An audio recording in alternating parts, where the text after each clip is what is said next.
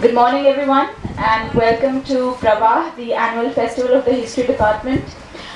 We are very grateful to our esteemed guest, Dr. Devesh Vijay, for taking the time out to be with us and speaking to us on such an important topic.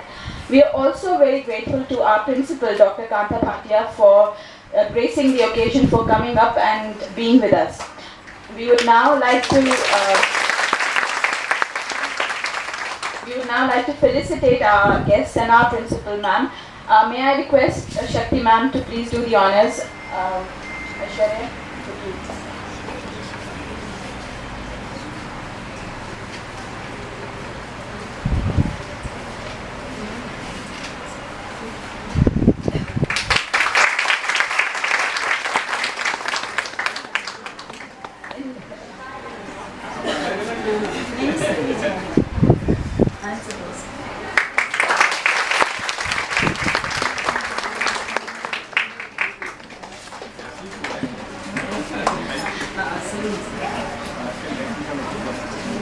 Thank you, Shakti ma'am. Ma'am, Dr. Kanta Bhatia ma'am, could you please come up and declare our festival open and welcome our guests as well.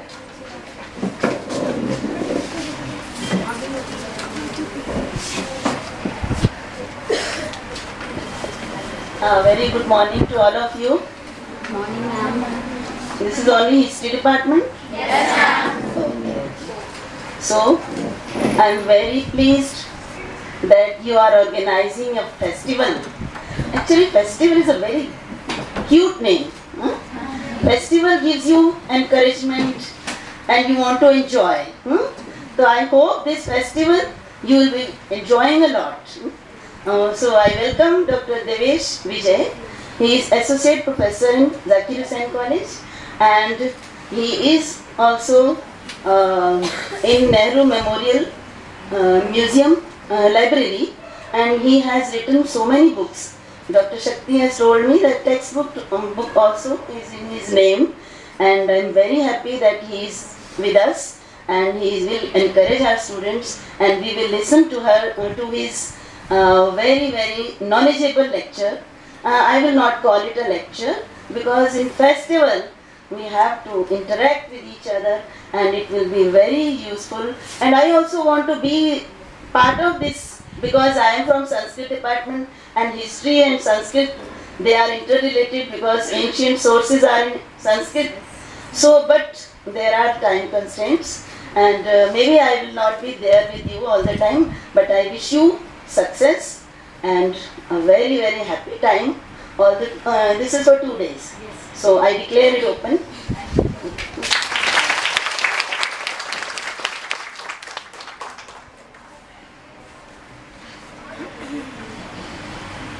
Before I invite Dr. Devesh Vijay, I would like to request Aishwarya to address the audience and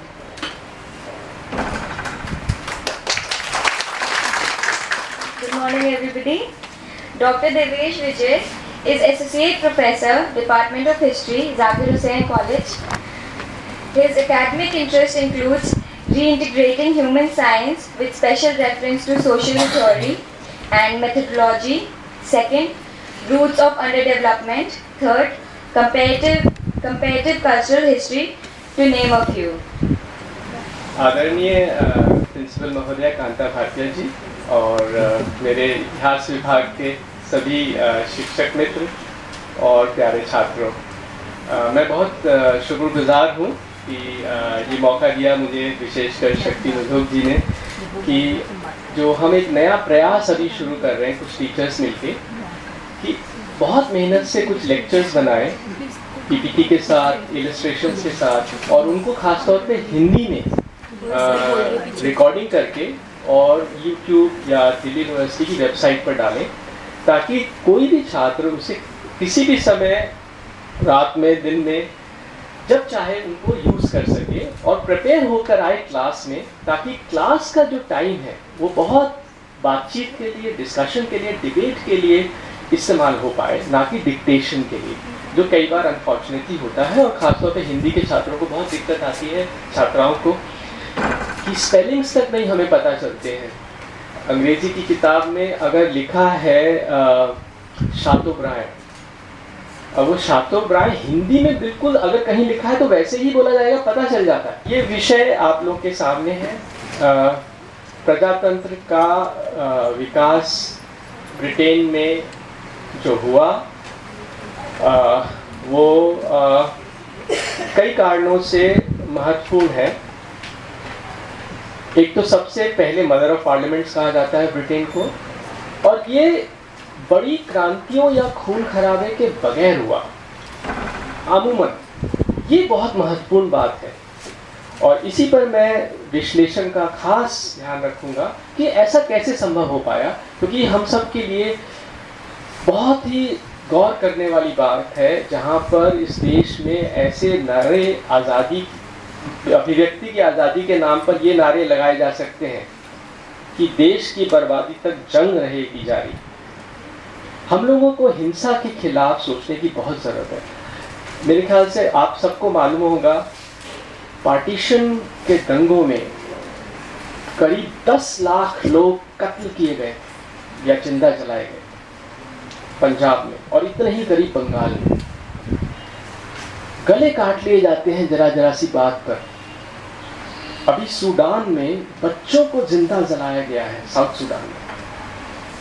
soldiers को salary देने की बजाय rape की permission दी जा रही है, ये उनका पेमेंट है। तो हिंसा के खिलाफ हम लोगों को बहुत ज़्यादा सजग, सक्रिय और जुझारू होना है कि जो भी हिंसा की बात करेगा हम उसका बॉयकॉट करेंगे। हम क्योंकि अहिंसा में विश्वास करते हैं तो उसके खिलाफ भी हिंसा नहीं करेंगे, पर उनका बॉयकॉट करना हमारा, और उनको टोकना जात के नाम पर, मजहब के नाम पर हिंसा की बात करता है, नफरत की बात करता है, उसको टोकना हमारे लिए बहुत जरूरी है। ब्रिटेन का ये एक इतिहास का सबक है, इसलिए खासतौर पर ये विषय मैं समझता हूँ उपयोगी रहेगा चर्चा के लिए। पर प्रजातंत्र और उसको अमूमन शांतिमय ढंग से बना लेना, इसके अलावा भी ब्रिटेन के इतिहास की बहुत सारी खूबियाँ हैं। वो क्या है? एक सब आप मेरे ख्याल से आसानी से आपके माइंड में आएगी कि इंडस्ट्रियल रेवोल्यूशन, औद्योगिक क्रांति की शुरुआत ब्रिटेन से हुई, और इंडस्ट्रियल रेवोल्यूशन दुनिया से गरीबी खत्म करने के लिए, हालांकि उसके बहुत से पोल्यूशन और एनवायरनमेंट के लिए दुष्परिणाम भी थे, परंतु गरीबी दूर करने के लिए बहुत महत्वपूर्ण था। इसके अलावा ब्रिटेन ने इतना विशाल साम्राज्य दुनिया में बना लिया। केवल 2 करोड़ जनसंख्या थी ब्रिटेन की 1800 के आसपास। उस समय हिंदुस्तान की जनसंख्या 20 करोड़। 2 करोड़ का देश और दुनिया में ऐसा साम्राज्य बना लेता है जिस पर कभी सूरज अस्त नहीं होता। ये कैसे संभव हुआ? हालांकि ये कोई बहुत फक्र वाली बात नहीं, ये शोषण का एक जरिया था। पर किन बातों से ये संभव हो पाया? कुछ हजार अंग्रेज अफसर करोड़ों की जनसंख्या पर शासन कर पाए, ये थोड़ी सी गौर करने लायक बात है। इसके अलावा फांसीवाद को थामने में ब्रिटेन का विशेष योगदान था। तुम्हें पता होगा कि फांसीवाद और नाजीवाद मध्य यूरोप से उभरकर पूर्वी यूरोप के लिए और यहाँ तक कि फ्रांस जैसे देशों में, स्पेन में बड़ी शक्तिशाली फांसीवादी पार्टियां बन गई। तो ब्रिटेन न केवल बहुत कम फांसीवाद को उसने जगह दी, और हिटलर से लड़ने में, हिटलर और मुसोलिनी से लड़ने में ब्रिटेन ने बहुत बड़ा योगदान दिया। अमेरिका भी बाद में आया लड़ने के लिए, और रूस ने, सोवियत संघ ने तो शुरू में संधि कर ली थी हिटलर से, पर ब्रिटेन ने अपीसमेंट की कुछ गलती के बाद फिर एक विशेष योगदान दिया फांसीवाद नाजीवाद को रोकने में। इसके अलावा डीकोलोनाइजेशन की प्रक्रिया, यानी कि उपनिवेश खत्म करने की प्रक्रिया भी ब्रिटेन ने शुरू की। और वैसे तो हिंदुस्तान में भी कोई बहुत, जो सबसे पहले हिंदुस्तान को आज़ादी मिली और उस समय दंगे शुरू हो गए थे कौमी, तो कोई बहुत अच्छा तरीका नहीं रहा अंग्रेज़ों को यहाँ से जाने का। पर फिर भी अगर हम फ्रांस के साम्राज्यवाद से तुलना करें, स्पेन के साम्राज्यवाद से तुलना करें, तो ब्रिटेन का साम्राज्यवाद कम स्याह नज़र आता है। खाली इतना मैं कहना चाहूँगा। इसके अलावा एक बहुत विचारणीय बात ये भी है, ये मैं खूबियाँ बता रहा हूँ ब्रिटेन की आधुनिक काल में, कि रचनात्मकता, क्रिएटिविटी प्रायः हर फील्ड में जैसी ब्रिटेन में नजर आती है वो कुछ अतुलनीय है। जैसे लिटरेचर में शेक्सपियर, जेन ऑस्टन, साइंस में न्यूटन, डार्विन, और यही नहीं स्पोर्ट्स में टेनिस, क्रिकेट, फुटबॉल सब ब्रिटेन से आए। ऑर्डिनरी सिटीजन्स ब्रिटेन के बहुत से ऐसे मिलते हैं जो बड़े बड़े नेता नहीं थे, पर जैसे फ्लोरेंस नाइटिंगेल, उसने नर्स के पेशे को इज्जत दिलवाई। ये इस तरह के बहुत सारे, सिडनी और बीट्रिस वेब थे जिन्होंने मध्यम वर्ग से आते हुए लेकिन श्रमिकों के लिए दिन रात काम किया। तो ये जो एक रचनात्मकता और निष्ठा ऑर्डिनरी सिटीजन्स के लेवल पर नजर आती है, ये बड़ी सीख वाली और विचारणीय रोचक बात है। तो ये कुछ खूबियां हैं ब्रिटेन की, लेकिन आज हम गौर कर रहे हैं किस चीज पर? खाली प्रजातंत्र का विकास कैसे हुआ और उसकी विशिष्टता क्या थी ब्रिटेन में। इसमें ये कुछ पॉइंट्स हैं जो मैं कवर करूंगा।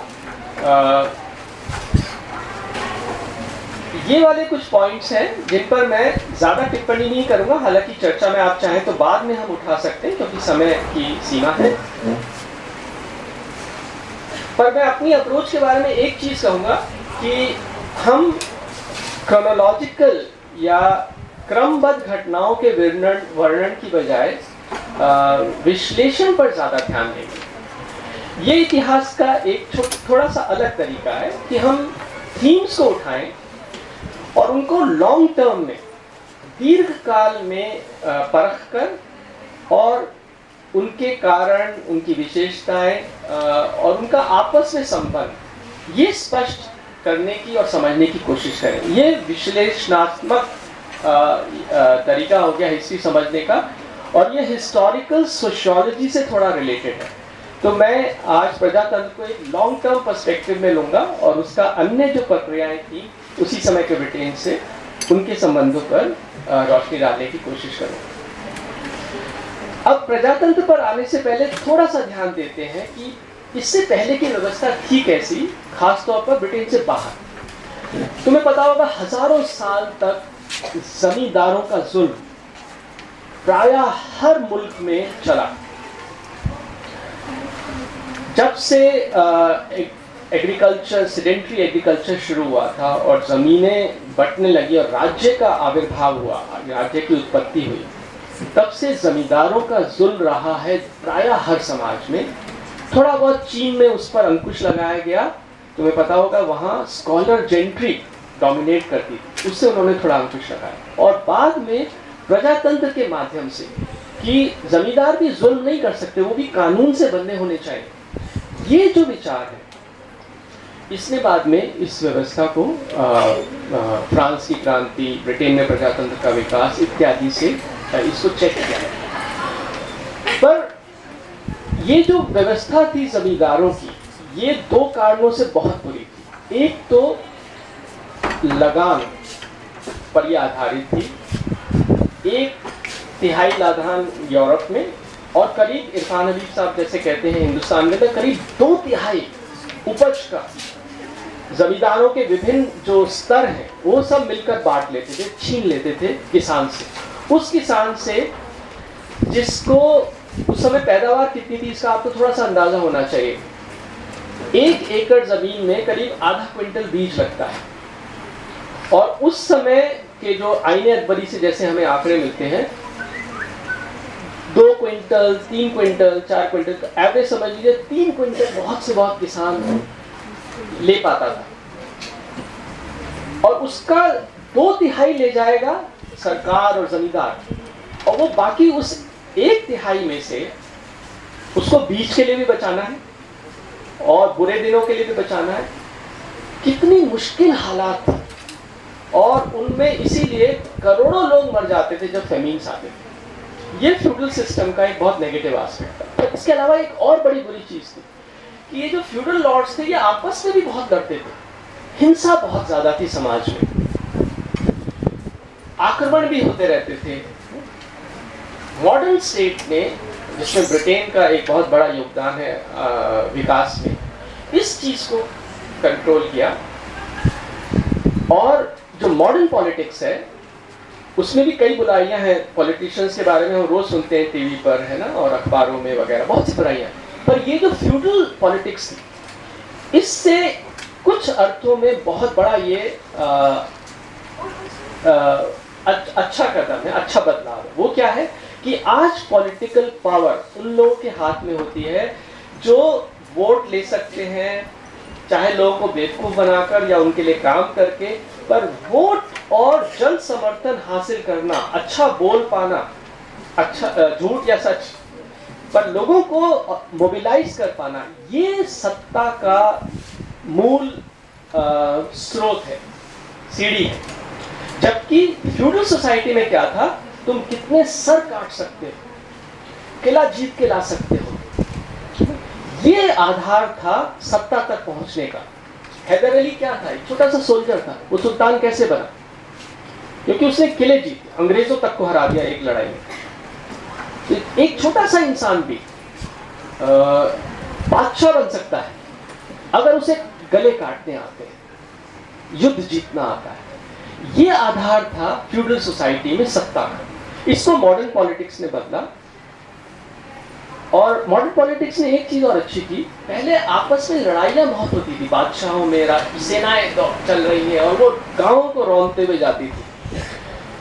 मॉडर्न पॉलिटिक्स ने इलेक्टोरल सिस्टम लाकर इलेक्शंस की शुरुआत करके एक तो सत्ता का जरिया बदला, दूसरा डिप्लोमेसी के जरिए कम से कम लड़ाई हो। ये एक प्रोफेशनल लेवल पर प्रक्रिया शुरू हुई। ये यूरोप में खास तौर पर, हालांकि चीन भी कुछ हद तक इस चीज़ का इस्तेमाल करता था। चीन पर ज़्यादा आक्रमण नहीं हो पाया, जैसे हमारे हिंदुस्तान पर बहुत से आक्रमण होते ही रहते, पर न केवल चीन की दीवार बनी बल्कि उन्होंने डिप्लोमेसी का यूज़ किया। उनका स्लोगन होता था, use barbarian to fight barbarian, barbarians को आपस में लड़ाओ। ऐसे यूरोप में खासतौर पे 30 इयर्स वॉर के बाद डिप्लोमेटिक प्रोफेशनल लेवल पर, और उसका मुख्य उद्देश्य होता है लड़ाई को रोकना, युद्ध को रोकना। ये एक बहुत बड़ा बदलाव है मॉडर्न पॉलिटिक्स। अब थोड़ी सी बात मैं लिबरल डेमोक्रेसी, अभी मैं ब्रिटेन पर नहीं आया हूँ, लिबरल डेमोक्रेसी इन जनरल उसकी विशेषता क्या है। सबसे पहले तो उन्हें मोनार्क्स की और जमींदारों की पावर को रिस्ट्रिक्ट करना था, और साथ ही चर्च की पावर। ये लिबरल डेमोक्रेसी का पहला कदम था। उसकी जगह कानून का शासन, जमींदारों और बादशाहों की भी मर्जी नहीं चलेगी, उनको भी कानून से बाध्य होना है, और कानून बनाएगी चुने हुए लोगों की सभा। अब तुम्हें ये थोड़ा सा ध्यान करना चाहिए कि ये व्यवस्था बहुत सी ट्राइब्स में एक्चुअली संभव है कि सभ्यता के विकास से पहले थी, पर जब एग्रेरियन सरप्लस आ गया, सभ्यता बनी, तो जमींदारों ने इस चीज को खत्म कर दिया कि बुजुर्ग मिलके निर्णय करते थे। वो एक तरह का प्रोटो डेमोक्रेसी था, पर वो कहीं टिका नहीं, क्योंकि जब मगध की सेनाएं चली तो लिच्छवी वगैरह कोई टिक नहीं पाए, वो लोग इतनी देर लगा देते थे डिसीजंस लेने में। तो सम्राटों और बादशाहों का ये व्यवस्था, जमीन, और वो देते थे, जमीनें बांट देते थे जमींदारों में, मुझे इतने फौजी चाहिए तुम्हारे इलाके से, तुम अंदर कुछ भी करो, यानी कि कानून कुछ नहीं है। किसान की अगर बहू आती थी तो पहली रात कई बार जमींदार के घर गुजारनी पड़ती थी। ये हालात थे। ये मैं इसलिए मेंशन कर रहा हूँ कि हम लोग कल्पना करें कि मॉडर्न पॉलिटिक्स को हम कई बार बहुत क्रिटिसाइज करते हैं, पर कितना बड़ा ये उसके में सकारात्मक बदलाव भी है। तीसरा जो पहलू है लिबरल डेमोक्रेसी का, इंडिविजुअल के राइट्स। ये बहुत बड़ी चीज है जो लिबरल डेमोक्रेसी ने दी है। हर व्यक्ति के कुछ बुनियादी अधिकार हैं, न केवल राज्य उनको सुरक्षित करेगा, और राज्य से भी वो सुरक्षित है, और इनको कानून के राज्य शासन से सुरक्षित करना, और वो कानून बनाएंगे इलेक्टेड लेजिस्लेचर्स। ये लिबरल डेमोक्रेसी की एक मूल बात है। उसका एक नकारात्मक पहलू भी है लिबरल डेमोक्रेसी का, कि वो आज़ादी देती है अभिव्यक्ति की, पर साथ ही देती है आज़ादी संपत्ति बनाने की और उसको जिस मर्जी को देने की। तो इससे असमानता बढ़ती है। ये समाजवादी जैसे जो विचार है, वो लिबरल डेमोक्रेसी की मुख्य आलोचना उसकी यही है कि इस तरह के समाज में असमानता बहुत होती है। कोई अमीर पैदा होता है जिसके जूते के फीते भी बांधने के लिए नौकर है, और कोई गरीब पैदा होता है जो अपने घर पर सारा काम करेगा और हो सकता है किसी और के घर में भी जाकर के कुछ कमाएगा और फिर उसके बाद कॉलेज या स्कूल जाएगा। कितना फर्क है। तो ये असमानता में अन्याय है, इतनी ज़्यादा असमानता नहीं होनी चाहिए, और लिबरल डेमोक्रेसी की ये एक स्याह पहलू है। पर उसको थोड़ा सा लिमिट करने के लिए लिबरल डेमोक्रेसी जो शुरू में किसी भी तरह की मदद के खिलाफ थी गरीबों की, इस राज्य का उद्देश्य सुरक्षा प्रदान करना है, ये नहीं कि लोगों को फ्री ये दिया जाए या वो दिया जाए, ये राज्य का काम नहीं है। पर बाद में लिबरल डेमोक्रेसी ने चेंज किया इस चीज़ को, जैसे मैंने कहा था जॉन स्टुअर्ट मिल जैसे, टी.एच. ग्रीन, ये लोग कुछ विचारक आए जिन्होंने फिर वेलफेयर स्टेट को लिबरल डेमोक्रेसी से जोड़ा, और इसीलिए लिबरल डेमोक्रेसी बहुत सक्सेसफुल रही है आज तक। और जिसका सबसे बड़ा प्रमाण यह है कि लोग जान की बाजी लगाकर स्वीडन में, ब्रिटेन में किसी तरह से घुसने की कोशिश करते हैं, इल्लीगल तरीके से रहेंगे, चौराहों पर कुछ बेच के रह लेंगे, पर उस जगह पहुंचना चाहते हैं। ये उनके वेलफेयर स्टेट का स्ट्रेंथ है कि 2 साल बाद, 3 साल बाद शायद ग्रीन कार्ड मिल जाएगा, शायद सिटीजनशिप मिल जाएगी। ये शो करता है कि ये कितना सक्सेसफुल सिस्टम है। अब हम ब्रिटिश स्टेट पर आते हैं कि प्रजातंत्र के विकास के पहले ही ब्रिटिश स्टेट ने बहुत सी उपलब्धियां कर ली थी, उनके बारे में मैं थोड़ा सा बताऊंगा। पहली चीज तो ये है कि ब्रिटेन पर 1066 में नॉर्मन कॉन्क्वेस्ट हुआ था। नॉर्मन्स जो फ्रांस की साइड से आए थे, उन्होंने इस इलाके को, इंग्लैंड को कब्जा किया था, और उन्होंने एक नया पूरा जमीन का बंदोबस्त किया, और उसके बाद लेकिन कोई ब्रिटेन को जीत नहीं पाया। नेशनलिज्म के विकास के साथ और एक सेंट्रलाइज्ड एफिशिएंट गवर्नमेंट के साथ, खासतौर पर नेवी के आधार पर, ब्रिटेन ने अपनी सरहदों को बहुत सुरक्षित रखा। और एक बड़ी इंटरेस्टिंग बात यह कि ब्रिटेन में कोई स्टैंडिंग आर्मी नहीं थी बहुत टाइम तक। बगैर स्टैंडिंग आर्मी के, चाहे वो नेपोलियन हो, हिटलर हो, कोई ब्रिटेन को छू नहीं पाया।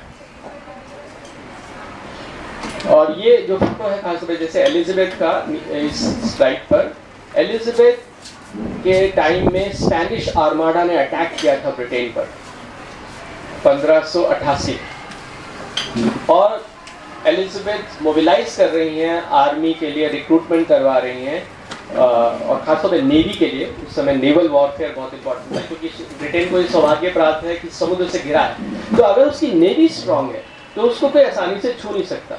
हिटलर ने सोचा था हम एयरफोर्स से कर लेंगे, पर वो भी नहीं कर पाए, और 18-19 साल के पायलट्स ने ब्रिटेन के हिटलर के इस अटेम्प्ट को रोका। तो वो लोग उदारवादी भी हैं, और साथ ही जब अगर रक्षा की बात आती है तो बहुत मुश्किल से कोई गद्दार निकलेगा उनमें। यही सबसे ज़्यादा चाहिए होता है सुरक्षा के लिए। इसके अलावा ट्यूडर काल में जमींदारों की सेनाएं सब खत्म कर दी गई। जैसा मैंने कहा, सम्राट खुद भी कोई बड़ी स्टैंडिंग आर्मी नहीं रखते थे, थोड़ा सा छोटा मोटा फोर्स होता था कुछ फोर्ट्स पर। उसके बावजूद केवल मैजिस्ट्रेट्स, जिनको उस समय जस्टिसेस ऑफ पीस कहते थे, उनके माध्यम से इतना अच्छा लॉ एंड ऑर्डर काफ़ी बेटर मेंटेन था। इस तरह की कम से कम मारकाट नहीं थी जैसे कि हम लोग हिंदुस्तान इत्यादि में उस समय देखते हैं। दूसरा, फिर मोनार्क की ही पावर्स कम की जाएंगी, ये शुरू हुआ।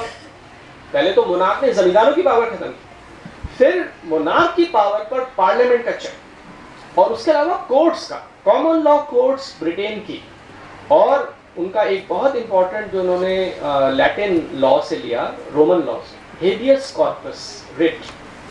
ये 1679 में ये लॉ बना, हालांकि इसकी शुरुआत पहले हो गई थी। कोर्ट्स बुला सकती हैं कि किसी व्यक्ति को अगर पकड़ा गया है, उसको सताया नहीं जा रहा है, फ्रीडम फ्रॉम टॉर्चर, कि वो ठीक ठाक है, ये कोर्ट में जज देखेगा। ये बहुत इंपॉर्टेंट आज़ादी है, वरना टॉर्चर एक बहुत बड़ा माध्यम होता था नियंत्रण का। कभी अकबर ने, जहांगीर ने, जिसने एक जंजीर लटकवाई थी महल पर, कि कोई पता नहीं कौन पहुंच पाता होगा दरबारों से जूझ कर, और पर कॉमन लॉ कोर्ट्स ब्रिटेन में ये राइट है उनको, कोई लॉर्ड भी मार नहीं सकता किसी को। मेरे ख्याल से बहुत महान बादशाह भी ये नहीं देखते थे जब जमीनें बांट दी कि तुम मार तो नहीं रहे, आम आदमी की जान की कोई कीमत नहीं थी। पर ये हेबियस कॉर्पस और बिल ऑफ राइट्स 1689 में, फिर स्टुअर्ट्स को जब सिविल वॉर ने हराया पार्लियामेंट ने क्रॉमवेल के नेतृत्व में, उसके बाद थोड़े से समय के लिए रिपब्लिक का प्रयोग हुआ, वापस स्टुअर्ट्स आए क्योंकि वो चल नहीं पाया, पर साथ ही बिल ऑफ राइट्स आया 1689 में। ये दुनिया का पहला सिटीजन्स के अधिकारों का कानून है। ये बहुत ही प्रेशियस चीज़ है। हमारी सारी जो हम बगैर चिंता के अगर हम पढ़ाई कर सकते हैं, कला में लग सकते हैं, समाज सेवा में लग सकते हैं,